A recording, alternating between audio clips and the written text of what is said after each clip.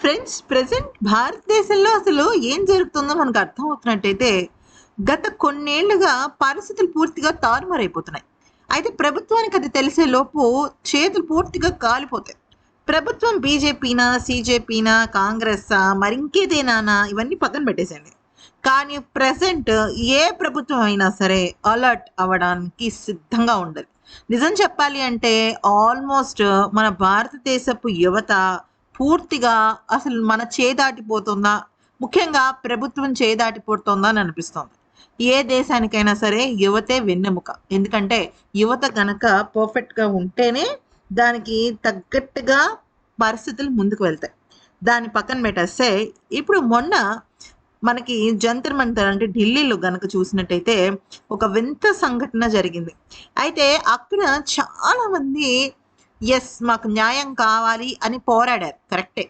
కానీ దానిలో ఎక్కువ మంది సోషల్ మీడియా ఇన్‌ఫ్లుయెన్స్ ద్వారానే అక్కడికి రావటం అయితే జరిగింది.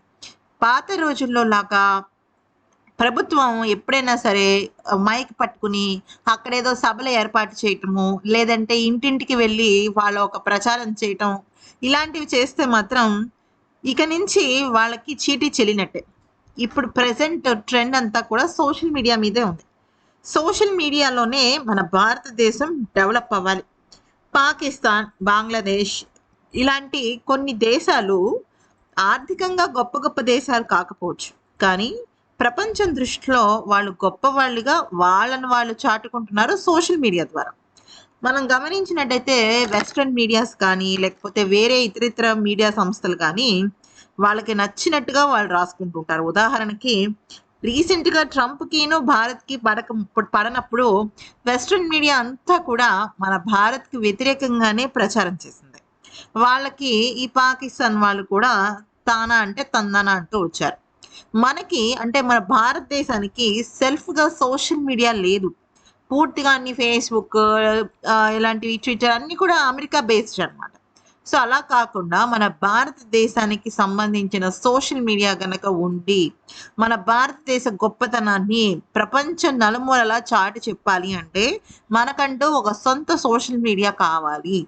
అంటే ఏదో మేడ్ ఇన్ ఇండియా అంటే ఒక 10 మంది సాఫ్ట్‌వేర్ ఇంజినీర్లు కలిసి ఒక యాప్ పెట్టి దాన్నే ప్రమోట్ చేస్తే అదవ్వదు. ఎంప్లాయ్‌మెంట్‌ని అయితే ఇప్పుడు మనం గనక గమనించినట్టయితే భారతదేశం ఇప్పుడు ఒక ఎంప్లాయ్‌మెంట్‌ని క్రియేట్ చేయాలి. సోషల్ మీడియా అంటే ఇన్‌స్టాగ్రామ్, యూట్యూబ్, ట్విట్టర్, లింక్డ్ఇన్ ఇలాగా ఒకటి కాదు. యూత్ సంపాదించుకుంటున్నారు. వాళ్ళ ఫేమ్‌ని పెంచుకుంటున్నారు. వాళ్ళు ప్రపంచ దేశాలకి వాళ్ళ టాలెంట్‌ని చూపిస్తున్నారు. అంత గొప్ప నెట్‌వర్క్ ఉంటే తప్ప ఇప్పుడు భారత్ ప్రపంచ దేశాల్లో ముందడుగు వేయడం చాలా కష్టం. ఎప్పుడైతే ఎడ్యుకేషన్ మినిస్టర్ రాజీనామా చేశాడో అప్పుడే మొత్తం మన భారత ప్రభుత్వానికి విషయం అర్థమైపోయింది. సోషల్ మీడియాలో గనక స్ట్రాంగ్‌గా గనక మన భారతదేశం లేకపోతే మన యూత్ మన చేజారిపోతారు.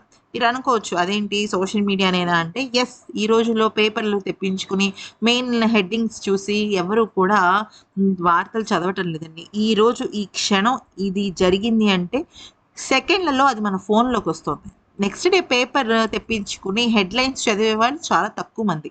సో, సోషల్ మీడియా బలంగా ఉంటేనే మన భారతదేశం ముందడుగు వేస్తుంది. జరిగే ప్రతి విషయాన్ని అంచనా వేయాలి.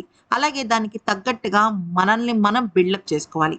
చమురు తెప్పించుకోవాలి. అలాగే ఇన్‌ఫ్రాస్ట్రక్చర్ డెవలప్ చేయడంతో పాటుగా సోషల్ మీడియాని స్ట్రాంగ్ చేసుకోవాలి. అది విషయం. ఈ వీడియో గనుక నచ్చితే లైక్ చేసి సబ్స్క్రైబ్ చేసుకోండి.